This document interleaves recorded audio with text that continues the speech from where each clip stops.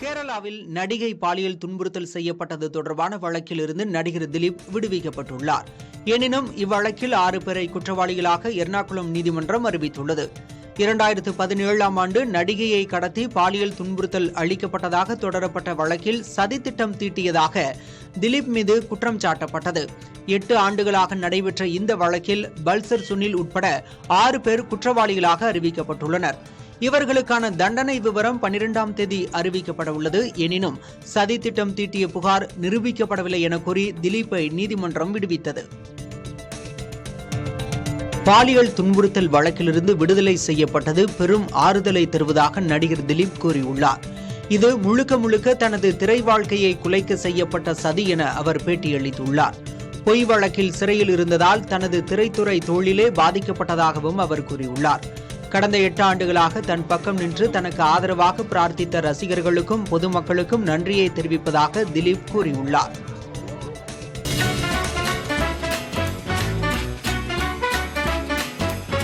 பிரபலங்கள் தங்கள் செயல்பாடுகளை பிரகடனப்படுத்திக் கொள்ள போட்டோஷூட் எடுத்து வெளியிடுவது உண்டு. ஆனால் போட்டோஷூட் நிகழ்வுகளை பேசுபொருளாவது ஒரு சிலருக்கு மட்டுமே நிகழும். அப்படி ஒருவர்தான் அமெரிக்க அதிபர் ட்ரம்ப்.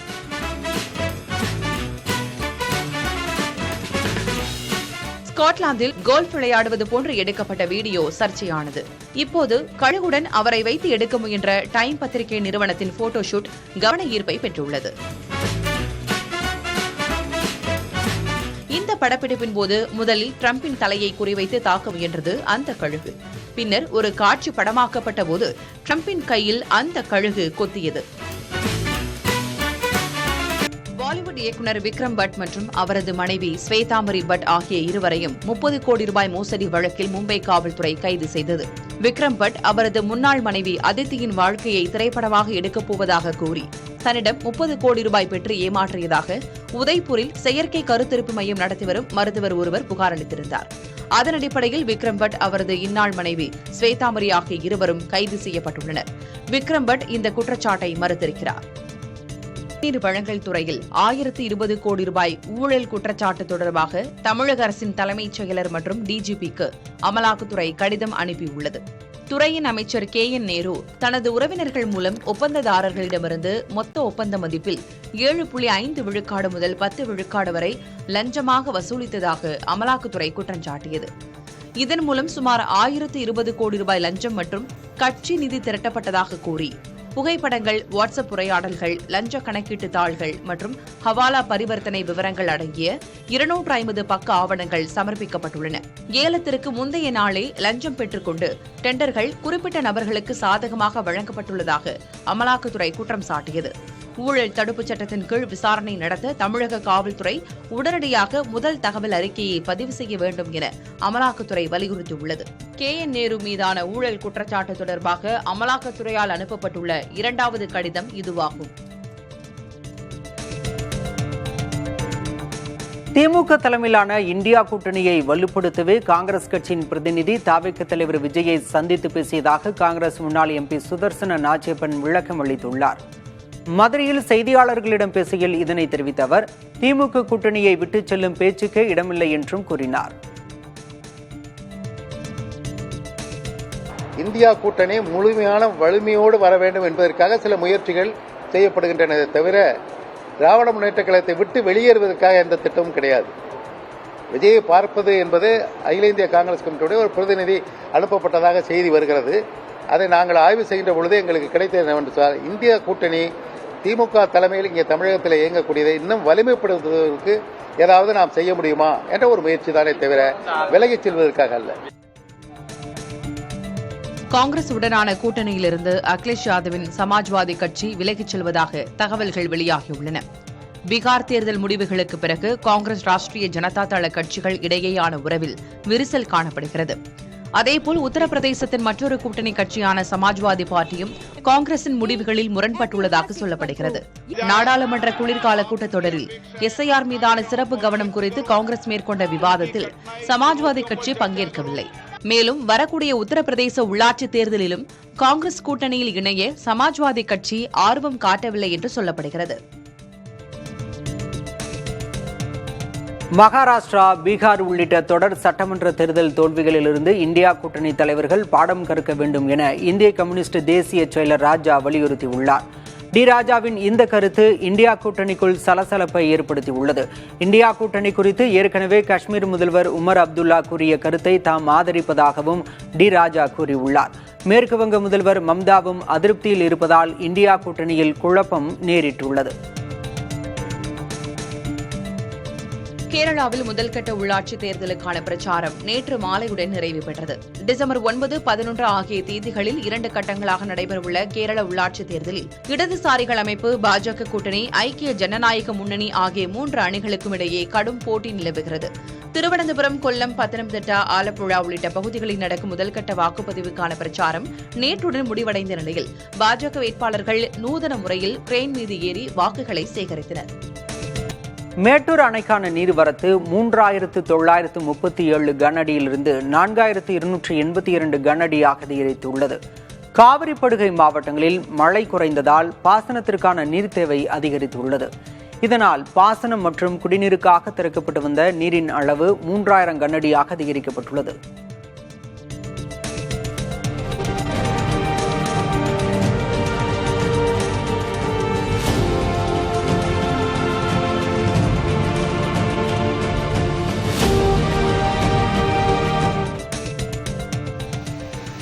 தேனி மாவட்டம் பெரியகுளம் அருகே உள்ள கும்பக்கரை அருவியில் 5 நாட்களுக்கு பிறகு சுற்றுலா பயணிகள் குளிக்க அனுமதி அளிக்கப்பட்டுள்ளது. மேற்கு தொடர்ச்சி மலைப்பகுதிகளில் மழை குறைந்து அருவியில் நீர்வரத்து சீராகியுள்ளது.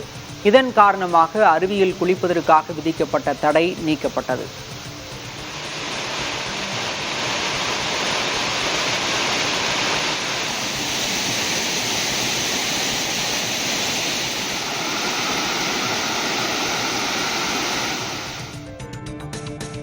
விவசாயிகள் சங்க தலைவர் PR பாண்டியன் கைதை கண்டித்து பல்வேறு இடங்களில் விவசாயிகள் போராட்டத்தில் ஈடுபட்டனர்.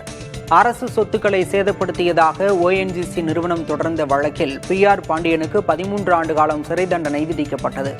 இதனை கண்டித்து தஞ்சை தலைமை தபால் நிலையம் முன்பு தமிழக காவிரி விவசாயிகள் சங்கத்தினர் ஆர்ப்பாட்டம் நடத்தினர். இதேபோல புதுக்கோட்டை மாவட்டம் கந்தர்வக்கோட்டையில் தமிழக காவிரி விவசாயிகள் சங்கத்தினர் ஆர்ப்பாட்டத்தில் ஈடுபட்டனர்.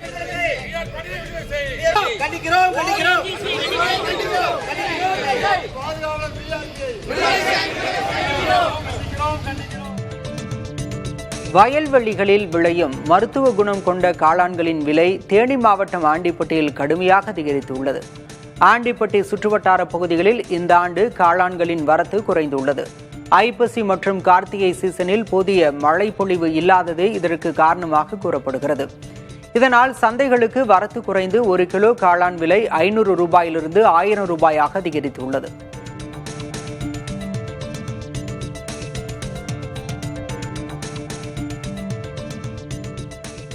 நெல்லை தீயணைப்புத்துறை அதிகாரியின் அலுவலகத்தில் சுமார் 30 லட்சம் ரூபாய் பணம் வைக்கப்பட்ட விவகாரத்தில் மும்பையில் பதுங்கியிருந்த இளைஞரை காவல்துறையினர் கைது செய்தனர்.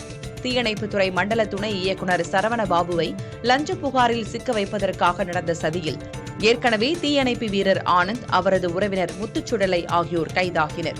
இவர்களது தூண்டுதலின் பேரில் சரவணபாபு அலுவலகத்தில் பணம் வைத்த விஜய் என்பவரை மும்பையின் தாராவி பகுதியில் வைத்து தனிப்படை காவலர்கள் கைது செய்தனர். நாடு முழுவதும் சுமார் 5.2 லட்சம் வக்ஃப் சொத்து விவரங்கள் பதிவேற்றப்பட்ட நிலையில் அதற்கான காலக்கெடு நிறைவடைந்தது. வக்ஃப் சொத்துகளின் விவரங்களை மத்திய இணையதளத்தில் பதிவேற்ற டிசம்பர் 6ஆம் தேதி வரை கெடு விதிக்கப்பட்டிருந்தது. இதற்கு மேலும் கால அவகாசம் வழங்கப்பட வேண்டும் என கோரிக்கை எழுந்த நிலையில் அதனை சிறுபான்மைத்துறை அமைச்சர் கிரண் ரிஜிஜு நிராகரித்திருந்தார். அதே நேரம் மேலும் 3 மாதங்கள் அபராதம் இல்லாமல் பதிவேற்றம் செய்யலாம் எனவும் அவர் கூறியிருந்தது குறிப்பிடத்தக்கது. தென்கொரியாவை போன்ற அதே காலநிலையை தூத்துக்குடியில் நிலவுவதால் அங்கு கப்பல் கட்டும் ஆலையை அமைக்க முடிவெடுத்ததாக HD ஹூண்டாய் நிறுவனம் தெரிவித்திருக்கிறது. தூத்துக்குடியில் கப்பல் கட்டும் ஆலை அமைப்பது குறித்து HD ஹூண்டாய் நிறுவனம் அறிக்கை ஒன்றை வெளியிட்டுள்ளது. தங்கள் ஆலைக்கு சலுகைகள், மானியங்கள் வழங்க தமிழ்நாடு அரசு முன்வந்துள்ளதாகவும் அந்த அறிக்கை தெரிவிக்கிறது. குஜராத், ஆந்திரா, தமிழ்நாடு உள்ளிட்ட 5 மாநிலங்களை மத்திய அரசு தங்களுக்கு பரிந்துரைத்ததாகவும் அதில் தமிழகத்தை தாங்கள் தேர்வு செய்ததாகவும் HD ஹூண்டாய் கூறியுள்ளது. தேனி மாவட்டம் போடியில் திமுக நகர்மன்ற தலைவியின் கணவரும் திமுக மாநில நிர்வாகியுமான சங்கருக்கு சொந்தமான இடங்களில் வருமான வரித்துறை மற்றும் ஜிஎஸ்டி நுண்ணறிவு பிரிவினர் நடத்தி வரும் சோதனை 3வது நாளாக தொடர்கிறது. முறையான ஆவணங்கள் மற்றும் வரி செலுத்தாமல் ஏலக்காய் வர்த்தகம் செய்தது தொடர்பாக இந்த சோதனை நடைபெறுகிறது. தலைமறைவாகியிருந்த நகர்மன்ற தலைவி ராஜராஜேஸ்வரி மட்டும் வீடு திரும்பிய நிலையில் அவரிடம் வீட்டிற்குள்ளேயே அதிகாரிகள் விசாரணை நடத்தி வருகின்றனர். சங்கர் மற்றும் அவரது மகன் லோகேஷ் இருவரும் விசாரணைக்கு ஆஜராகும் வரை சோதனை தொடர்ந்து நடைபெறும் என்று அதிகாரிகள் தகவல் தெரிவித்துள்ளனர். உளுந்தூர்பேட்டை அருகே திருநங்கைகள் குலதெய்வமாக வழிபடும் உலக புகழ்பெற்ற கூவாகம் கூத்தாண்டவர் கோயிலில் குடமுழுக்கு விழா வெகு விமரிசையாக நடைபெற்றது. கணபதி ஹோமம், யாகசாலை பூஜைகள் என்ற 2 கால பூஜைகளுக்கு பிறகு மங்கள வாத்தியங்களுடன் புனித நீர் ஊர்வலமாக கொண்டுவரப்பட்டு கோபுர கலசத்தின் மீது ஊற்றி குடமுழுக்கு நடத்தப்பட்டது. அதைத் தொடர்ந்து மூலவர் கூத்தாண்டவர் மற்றும் பரிவார தெய்வங்களுக்கும் புனித நீர் அபிஷேகம் நடைபெற்றது. இதில் பல்வேறு மாநிலங்களைச் சேர்ந்த திருநங்கைகள் உட்பட ஆயிரக்கணக்கானோர் கலந்து கொண்டு தரிசனம் செய்தனர். கோவையில் நடைபெற்ற நிகழ்ச்சி ஒன்றில் முன்னாள் முதலமைச்சர் ஓ பன்னீர்செல்வமும் பாஜக முன்னாள் மாநில தலைவர் அண்ணாமலையும் சந்தித்துக் கொண்டனர். அதிமுக தொண்டர்கள் மீட்புக் குழுவின் கோவை மாநகர செயலாளர் மோகன்ராஜ் இல்ல விழா கோவையில் நடைபெற்றது. இதில் பங்கேற்க தனித்தனியாக வருகை தந்த ஓ பன்னீர்செல்வமும் அண்ணாமலையும் சிறிது நேரம் தனிப்பட்ட முறையில் கலந்துரையாடியதாக சொல்லப்படுகிறது. இதனிடையே நிகழ்ச்சியின் போது ஓ பன்னீர்செல்வத்துடன் எடுத்துக்கொண்ட புகைப்படத்தை அண்ணாமலை தனது எக்ஸ் பக்கத்தில் பகிர்ந்துள்ளது குறிப்பிடத்தக்கது. விமானத்தில் மயக்கமடைந்த பெண்ணுக்கு சித்த மருத்துவ சிகிச்சை அளித்து காப்பாற்றிய தமிழகத்தைச் சேர்ந்த சித்த மருத்துவர்களை மத்திய ஆயுஷ் அமைச்சகம் நேரில் அழைத்து பாராட்டியுள்ளது. கடந்த மாதம் டெல்லியிலிருந்து திருச்சிக்கு சென்று கொண்டிருந்த விமானத்தில் மயக்கமடைந்து விழுந்த பெண்ணுக்கு சித்த மருத்துவர்களான இளவரசன், கௌதம் ஆகியோர் சிகிச்சை அளித்துள்ளனர். கவுளி அடங்கல் மற்றும் செவிக்குற்றி புள்ளி ஆகிய வர்ம சிகிச்சைகளை அளித்து அவரை காப்பாற்றினர். இந்நிலையில் அவர்கள் இருவரையும் டெல்லிக்கு நேரில் அழைத்து மத்திய ஆயுஷ் அமைச்சக செயலர் ராஜேஷ் கோட்டேச்சா பாராட்டுச் சான்றிதழ் வழங்கி வாழ்த்தியிருக்கிறார்.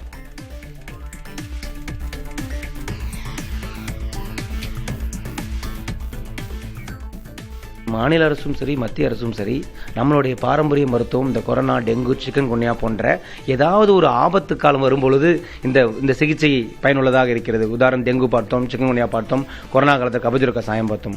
இப்போ இது சித்த மருத்துவங்கிறது ஒரு பெரிய கடல் போன்றது. 32 வகையான உள்மருந்து சிகிச்சை, 32 வெளிப்புற சிகிச்சை, அதில் சித்தர் யோக முறைகள், திருமூலர் யோக முறைகள், வர்மக்கலைகள், இது பேர் எல்லா விஷயங்களையும் இன்னைக்கு மக்களிடையே அதிக விழிப்புணர்வு ஏற்படுத்திக் கொண்டிருக்கிறார்கள். அதுவும் மத்திய அரசு இந்தியா முழுவதும் மாநில அரசுகளுக்கு அதுக்குண்டான உதவிகளை செய்து மக்களிடையே விழிப்புணர்வை முதல்ல ஏற்படுத்துங்கள்.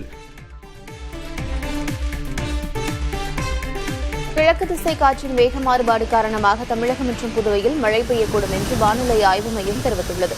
அதன்படி வரும் 14ஆம் தேதி வரை தமிழகம், புதுச்சேரி மற்றும் காரைக்கால் பகுதிகளில் லேசானது முதல் மிதமானது வரையிலான மழை பெய்யக்கூடும் என்று தெரிவிக்கப்பட்டுள்ளது. இதேபோல சென்னையை பொறுத்தவரை வானம் மேகமூட்டத்துடன் காணப்படும் என்றும் நகரின் ஒரு சில பகுதிகளில் மழை பெய்ய வாய்ப்புள்ளதாகவும் வானிலை ஆய்வு மையம் தெரிவித்துள்ளது.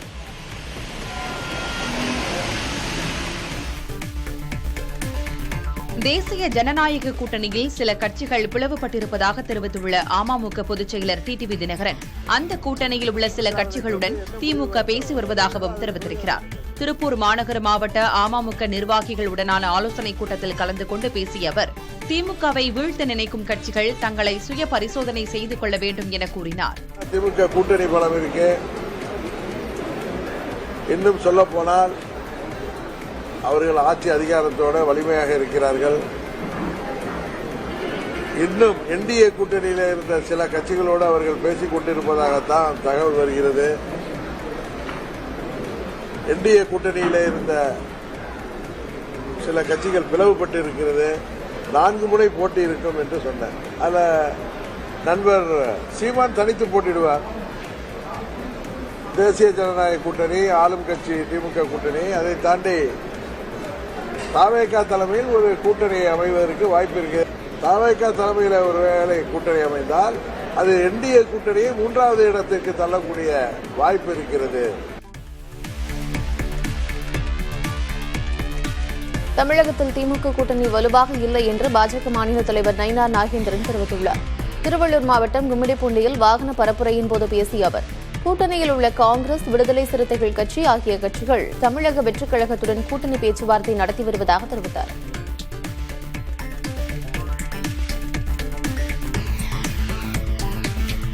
இன்றைக்கு கூட அவங்களுடைய கூட்டணி ஸ்ட்ராங்காக இருக்கும் என்று சொல்லியிருக்கிறார்கள். கூட்டணி ஸ்ட்ராங்காக இல்லை. காங்கிரஸ் கட்சி, விடுதலை சிறுத்தைகள் இனிமேல் வரக்கூடிய காலங்களில் தமிழக வெற்றி கழகத்தோடு சேருவதற்காக பேச்சுவார்த்தை நடத்தி கொண்டிருக்கிறார்கள். இந்திய வைத்தே இன்னைக்கு என்று அரசியல் செய்து கொண்டிருக்கிறார்கள்.